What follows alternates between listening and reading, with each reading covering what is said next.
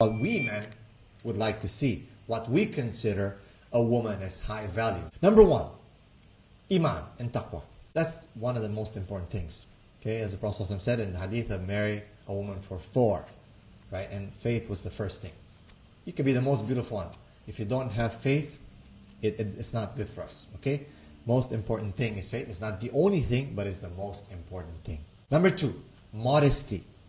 We don't like women who are not modest. Women who don't cover. Women who go there and share everything with everyone. Women who, even though they might be covering their hair, they're kasiyatun ariyat. They're covered but uncovered. They talk loud. They swear. They spit. They want to be like men. It's a big turn-off for us. You're not a high-value woman in our eyes. If you're all like, hey man, what's up, dude? Like, you know, sometimes we hear some of these sisters talking, subhanAllah. When they talk, you're just like, man, if I close my eyes, it's like I hear a man talking. Haya is very, very important for a high-value man. We value that in a woman a lot. It is a big turn-off when you're not modest. Be it the way you cover, the way you behave, the way you talk. We want our women to be modest. And that's linked to beauty. We feel that beauty is a very important part. Natural beauty, not any beauty. Sadly, women use makeup today, surgeries, plastic surgeries, because society has fooled them. These movements that are here today, they use media to make them have low self-esteem, which is a kind of like a financial trap, because they make them spend so much money on surgery, which makes them unnatural, makes them even uglier. Botox and all these things, implants in their cheeks now, their lip. They've been deceived to think that this is the standard of beauty. A lot of men are fooled by that because a lot of men are very superficial.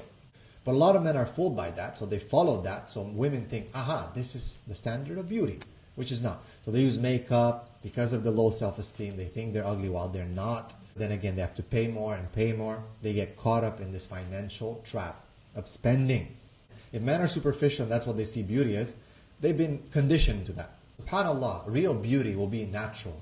Us men, a village girl who's just natural, doesn't use makeup, and just her natural beauty. You might think, oh, but this and that according to what? TikTok and Facebook? Or Instagram? No.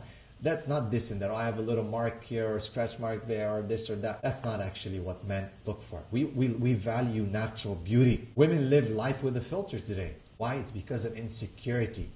Exploited by these sharks that are making these women. I mean, it's a huge economy when it comes to surgeries and so-called beauty. Aesthetics leads to mental health issues. Women are more depressed because they try so hard, and in the end, the guy is going to end up going with someone else. Number 3. So number 1, Iman. Number 2, modesty, which is linked to beauty. Number 3, feminine. We want women to be feminine. We don't want them to talk like men, walk like men, act like men, be like men. But that's the outcome of feminism. That's what you get.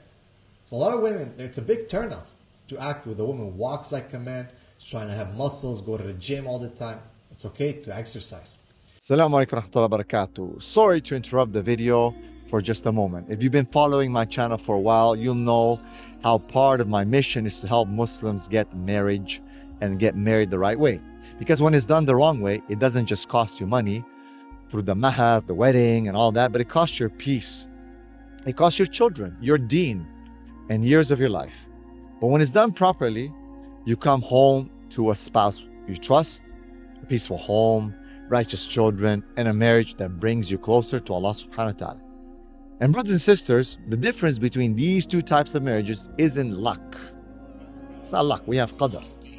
But it's having the right tools and systems to filter out the wrong prospects before you become emotionally attached. And it's too late. Whether there's a sister who isn't who she claimed to be, or a brother who isn't really the leader of the household or the one who he claims to be. If you'd like to learn more, click the link in the description and check out the marriage vetting blueprint. Also, check out the free vetting code. It's an in-depth personality tester with 50 pages of scenarios, decoding frameworks, practical texts, next steps, and understanding what you can actually do, what she means, what patterns to see before marriage. Now let's get back to the video. And if you've benefited so far, make sure that you like, subscribe, leave a comment, inshallah, below, and we'll see you next. Jazakallah khair. Assalamu alaikum.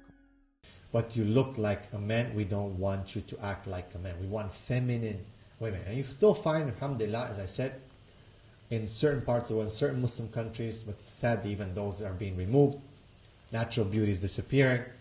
Femininity is disappearing and is replaced with feminism, which in turn causes women, because they want to be like men or they want to be men. Number 4, motherly, nurture. We like nurturers. We don't, sisters, we don't care about your degrees.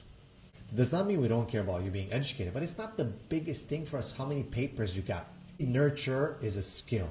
It's a skill to nurture human souls. One of the best and most, beautiful skill that you can have. And we appreciate that.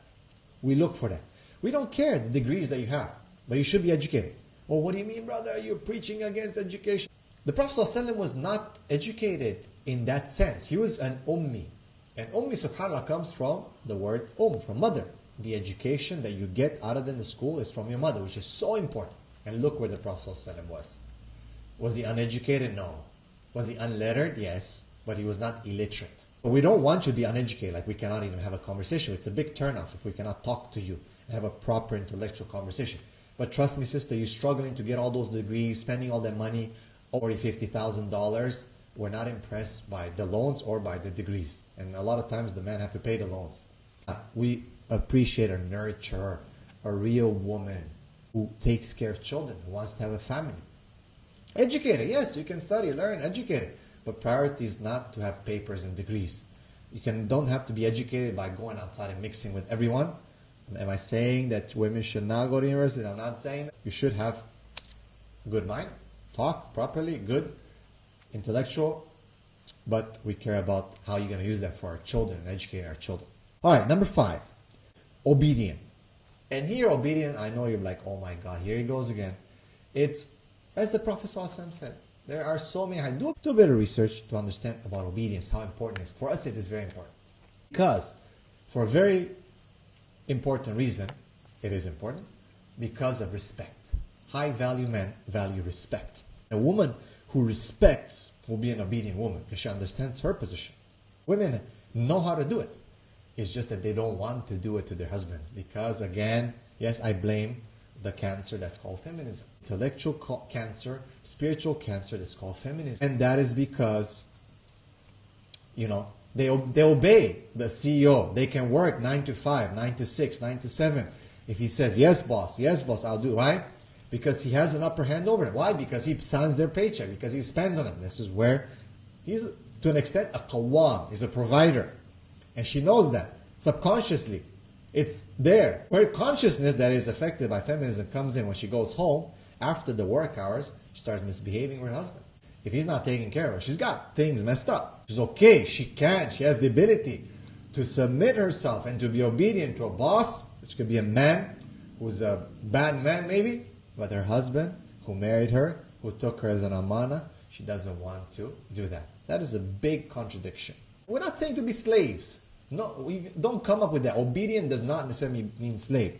We're not asking you to do something wrong. We're not asking you to scrub our feet every day or something like that. A'udhu billah. But obedience. She wants, I want to go out with my friends to have a party. I want to go to the Christmas party. I want to do this. No. Well, why are you controlling me? You think you're this, you're not my father.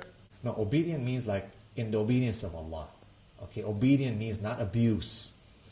Mark my words. I disclaim again, disclaimer, obedient does not mean slave or abuse. It means as the Prophet ﷺ taught the woman to be obedient. Number 6, last but not least, we want a passionate woman, a loving woman. The Prophet ﷺ said the best woman is when you look at her, you're pleased. And when you order her, she obeys. The best woman is the one that is intimate, warm, like loving, and she's fertile, as per the hadith of the Prophet ﷺ. But yes, we want a woman who's passionate, who's lovely and loving and compassionate. And yes, sometimes we want to open up. But if you're going to just judge us and throw us out there, then that's why most men don't like to talk. Because they're afraid they're going to be considered vulnerable.